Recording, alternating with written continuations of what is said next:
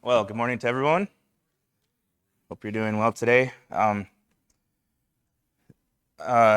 all had different weeks, different weekends.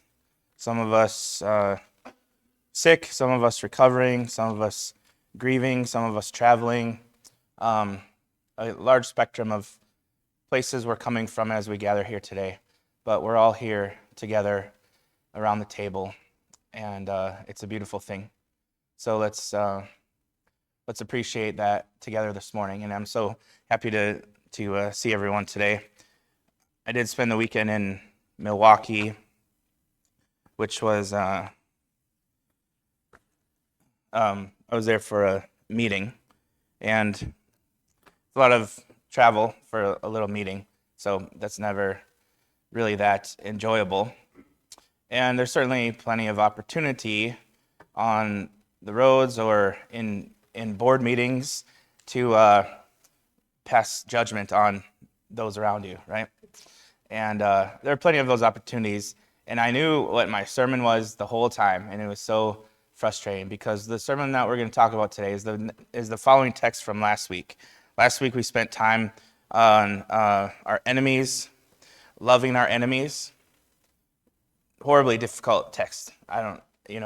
It's just agonizing to work through these and to see where I line up against the standard of Jesus in the text. And now today we get to the next part of the text in Luke chapter 6, which talks about do not judge. And I wish that we could just be preaching from, theories of atonement or something like that, cool stuff that doesn't really make me have to do anything about it. I just appreciate it, But these words are difficult. It's hard to love your enemies, and Jesus doesn't stop there. He keeps going, and now we're going to talk about judging. Do not judge. It's going to be difficult. I think most of us saw last week the plane that was landing and it crashed, and the wing broke off and it flipped upside down. Did you see that? And everyone made it out alive. And there was some videos released of the rush around trying to get people out of the plane, everyone trying to get out of the plane and that sort of thing. You might have seen those videos. And those moments that are captured on video are some of the most important, most beautiful ones to us as human beings. Because what you see is what happens in an emergency. And there's a million other examples of this, that when we humans get together and an emergency happens, a serious situation that requires immediate action by all of us, maybe there's danger involved even, you see the true spirit of humanity rise to its highest level. In an emergency, the people who are trained and have made these commitments still have a choice. I can get off this plane, or I can be here to help others get off the plane first. The people whose jobs it is to work on those airlines and serve people all day long, they have a choice, and they chose to help other people off first before they got off the plane. Help it happen in an orderly manner in an emergency situation when everyone's upside down and crashed and all that. Those are beautiful moments. We have that in us, especially in emergencies, because it's the emergency that helps us to see and to imagine and understand what is most important in life. I think the reason that the Sermon on the Mount in Matthew, Jesus' teachings, and now Luke's version of that here, it doesn't take place on a mountain, it's in a plain, a flat area of land. But you see a lot of similarities between the texts. I think the reason that these texts are difficult for us and that we don't always understand it is because we don't view Jesus' teachings as emergency ethics. Because we don't view ourselves in a time of emergency like he did, like Paul did. When you see that there is a serious situation that requires immediate action, This is what Jesus believed. There's an emergency. The kingdom of God is near. That's what Paul believed. The kingdom of God is in our midst. God is doing stuff here. We need to act now. This is important. But when we back off of that emergent sense of time and our place within it and what God is doing, and we kind of just live life, other priorities shoot up to the top. We're not always living in plane crash moments. I certainly am not. There's many opportunities to focus on other things. And when other things, the sense of emergency settles, other things become important, and that's when we have opportunities to create enemies. Enemies are created in those spaces, not in emergencies. The people on that plane might have hated each other. The flight attendants might have disliked some of the people that they were serving that day. I don't know. But in an emergency, the ethic changes.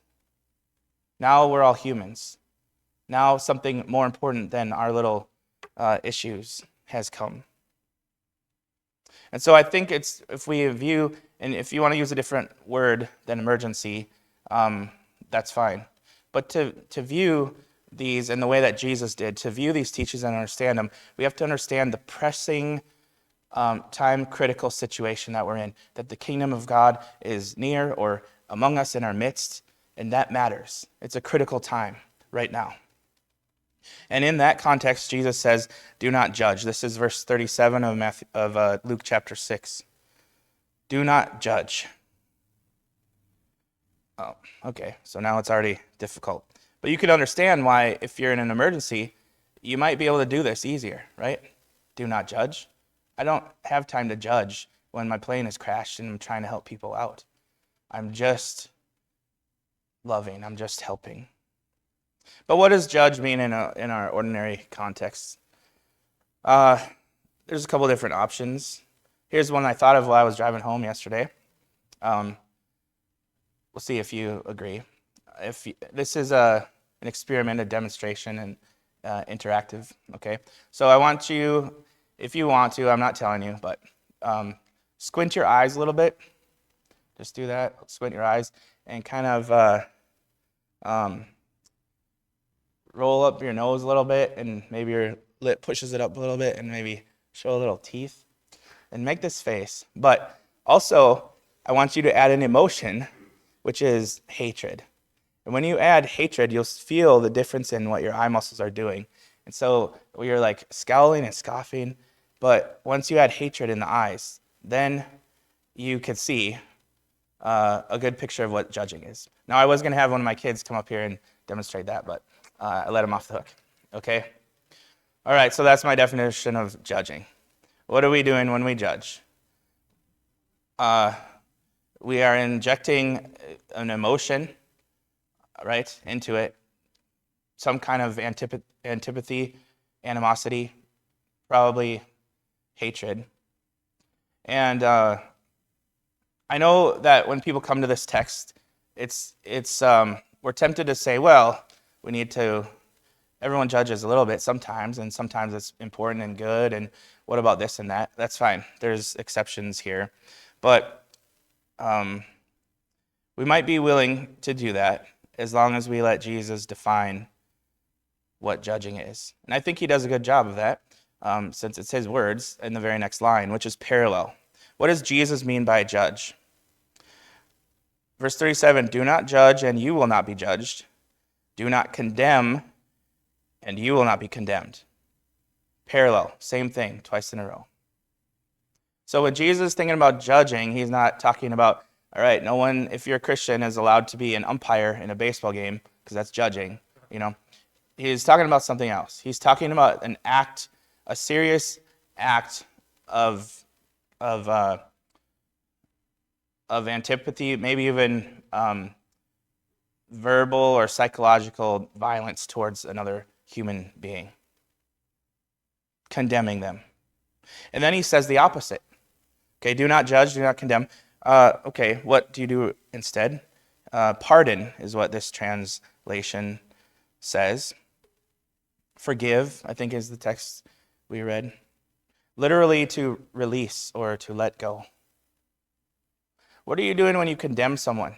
You have them by the throat, metaphorically, and you are wanting to punish them for what they believe or what they've done.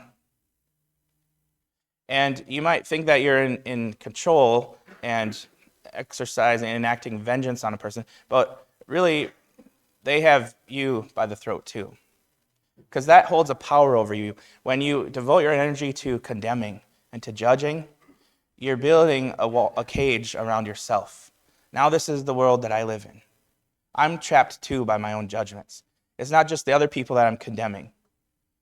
I'm building my own prison when I live out of that framework of judgment and condemnation. And we live in days of judgment right now. The days of judgment right now. Judging is so common, so present in our culture. It pervades everything. It's natural. We think that's the way that we're supposed to consume politics or religion, learn about things through a lens of judgment, making sure you know who the enemy is. That's how I learn about politics or religion or something like that. That's the way that we operate. We're in a dazed state of judgment in our culture. I said last week, for a long time, centuries, the main event was religion. And there's still people who condemn over religion today.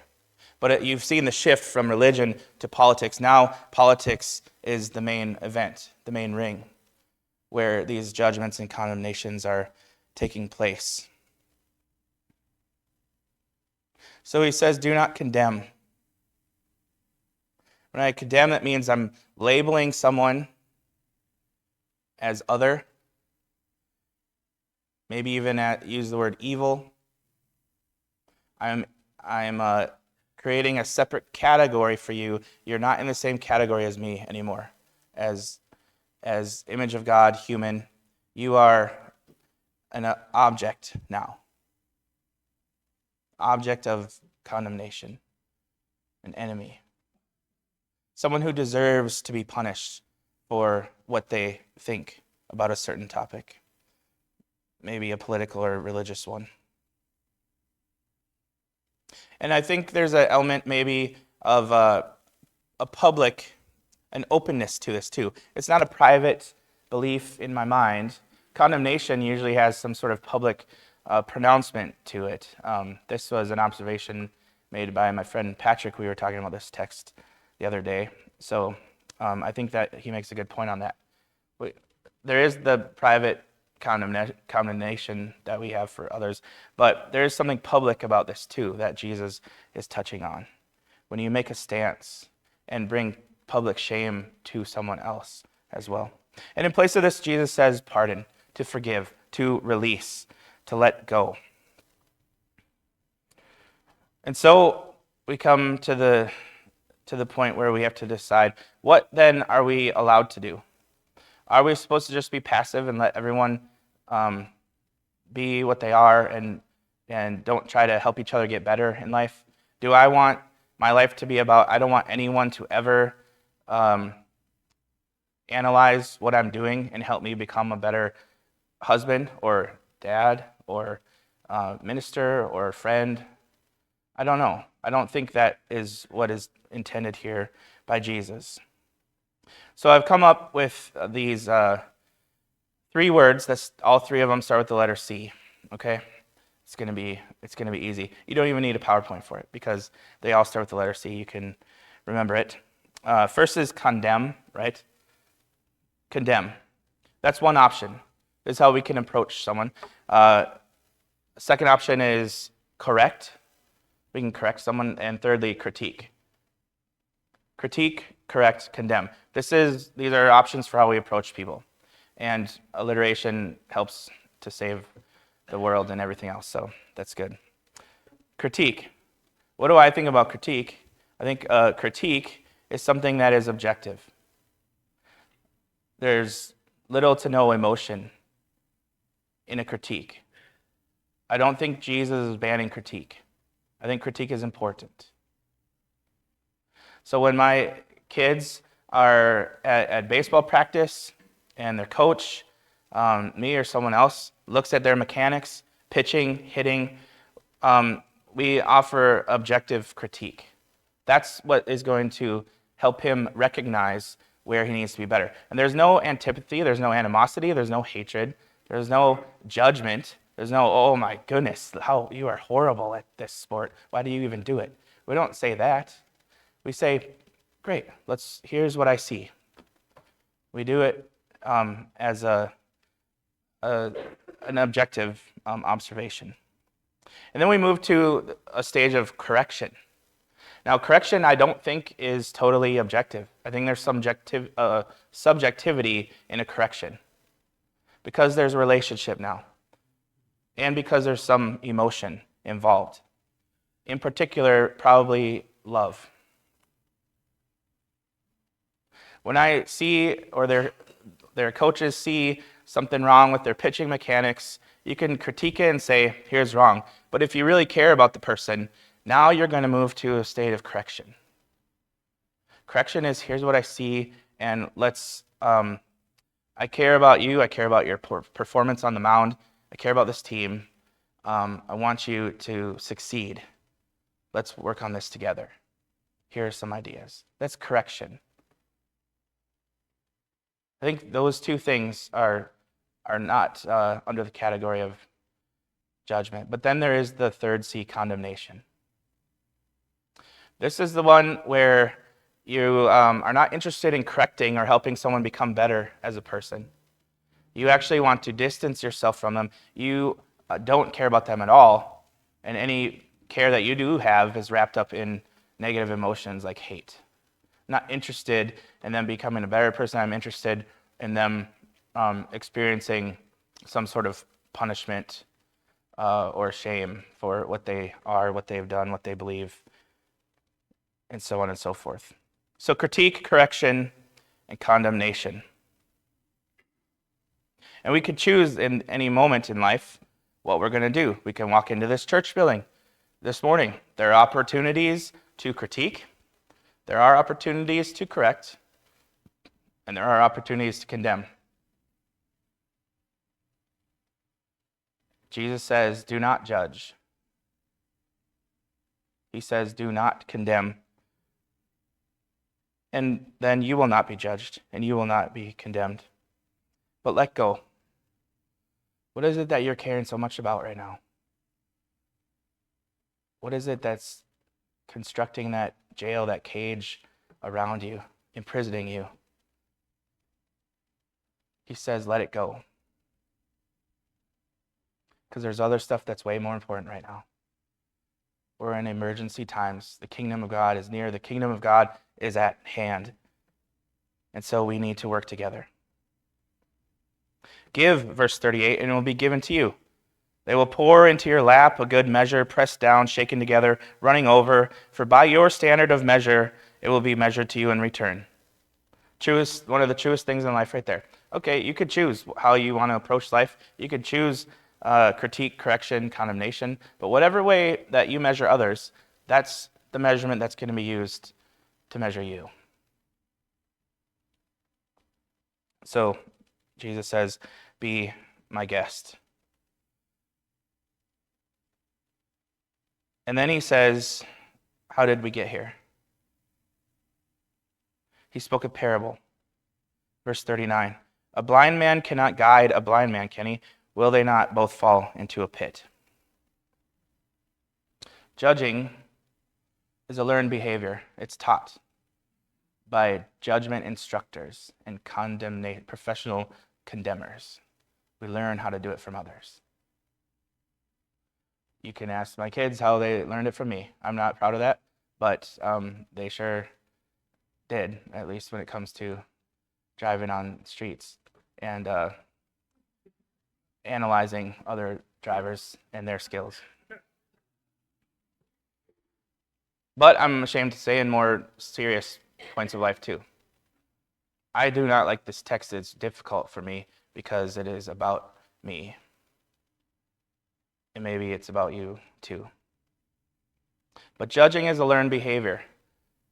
We're not born judging and condemning people.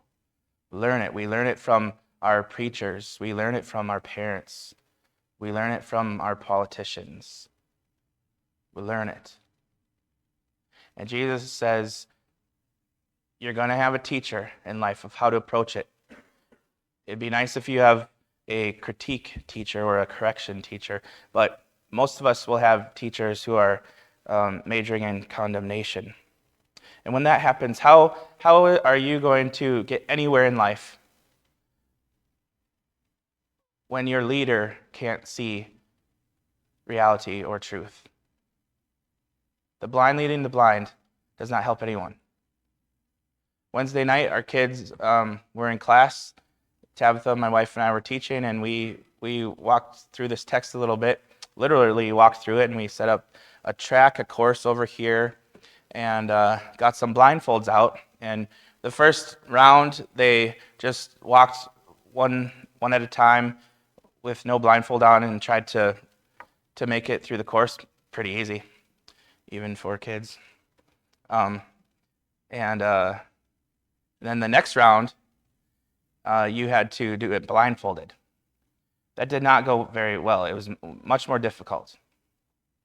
And the next round, you had to do it blindfolded, but you had a guide with you who could see, and they could help you navigate and walk this particular path.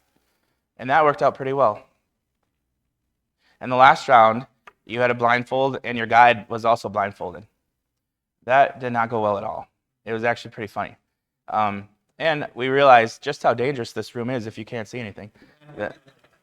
So there's a lot of stuff you can run into. So, but lesson learned, right? Object lesson. Blind leading the blind doesn't help anyone. If we're learning how to live from people who can't see, if we're being shown a path by someone who can't see the path themselves, we're all going to fall into a pit together. There has to be another way, another option. So how do we learn to correct one another? Not condemn, but correct. Finally, Jesus says, he says in verse 40, a pupil is not above his teacher, but everyone, after he has been fully trained, will be like his teacher. So you'll become like the person who taught you, whatever it is that you've been taught. Verse 41, why do you look at the speck that is in your brother's eye, but do not notice the log that is in your own eye? How can you say to your brother, brother, let me take out the speck that is in your eye, when you yourself do not see the log that is in your own eye? You hypocrite, first take the log out of your own eye, and then you will see clearly to take out the speck that is in your brother's eye. This is an awesome, powerful image, very humorous, hilarious, comical, but it makes such a powerful point to us in the most obvious way possible.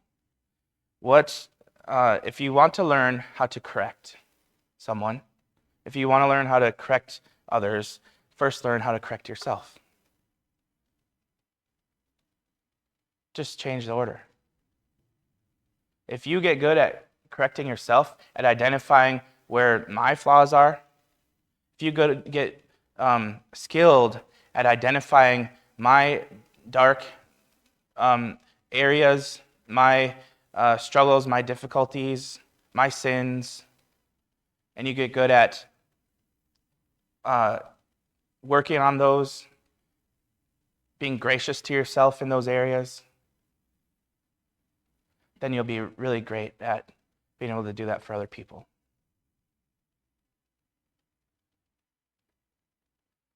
But you have to go first. I have to go first. And the message here is, I have a lot more than any little piece of dust that anyone else does. A lot more to work on. A lot more to address in my life. It starts with humility. Correcting others does not come until after we learn how to correct ourselves, examine ourselves, which is exactly what these occasions for Sunday in part are about. That's why Paul says when we come around the table, we should be examining ourselves to see how it is. This is a dangerous place around this table on a Sunday morning. It's grounds for judgment and condemnation, opportunity for such. We can make it that if we want to. Lord knows that Christians have a history of doing that. How many wars have been fought over religion? How many wars continue to be fought over religion? And we can introduce political division at the table too, and other forms. It's a dangerous place. But Paul says, examine yourself here. Examine yourself. Where is my heart? Am I in alignment with the gospel of Jesus as I stand around this table, looking in the eyes of my brothers and sisters? And if so, then this table will be the most powerful place in the entire world, because barriers are broken down, the gospel is demonstrated, and the love of Jesus is seen and known and experienced by all. I want to end with a story that Doyle told me about last week after the sermon. It would have been perfect after last week's sermon about love for enemies. As it turns out, it's pretty good here too. So I think it's a cool story. So I just want you to hear it. And thanks to Doyle for telling me about it. It's a story that takes place in 1529. And as the story goes, these two armies, the Protestant army and Catholic army in Switzerland, were battling over territories of land, like they do. Okay. And so the name of this territory, this place where this battle was going to take place, was in the place called Kappel. Now, do I know how to pronounce that? No, I don't, but that's what I'm saying. But there's dispute over this territory, okay? We got the Catholics, got the Protestants. We're going to do battle. The armies march in. They're ready for the showdown, ready to shed blood on this beautiful field before them. But there was a little bit of a lull, and maybe we can attempt some peace talks at first. And while that's going on, something happened. Something happened where the soldiers, the two opposing sides, got close enough, too close, unfortunately, where they started to see the humanity in one another. And when they saw that, something changed in their hearts. They were tired, all of them, hungry from a long march. And as they were waiting for the signal to start killing each other, something else happened instead. They began to disarm themselves physically and metaphorically. And they began to talk as brothers across battle lines. And eventually, as the story goes, by the end of the night, there was a gigantic pot of soup in the middle of the battlefield. And both armies, Protestant and Catholic, were there around this giant pot of soup in the center of a battlefield. And to that table, to that pot of soup, the Catholics brought milk, and the Protestants brought bread, and they shared those with one another around this pot of soup. And so it's called the milk soup battle. Instead of crossing swords or crossing bullets, they crossed spoons and saw one another as brothers. They did not condemn, but they welcomed one another around the table. Well, the milk, the soup, the bread. We do that stuff here around this table every Sunday. The bread, the wine, the fruit of the vine. This is a place where even people who are so different from one another can come together and look at each other in the eye and learn to love as brothers and sisters. That is what Jesus died for. This is what the kingdom of God is about. And it's not something that we should say, well, I'll put that on my calendar. I'll think about it later when I have time. It's an emergency. We don't have time to judge people right now. We don't have time to condemn.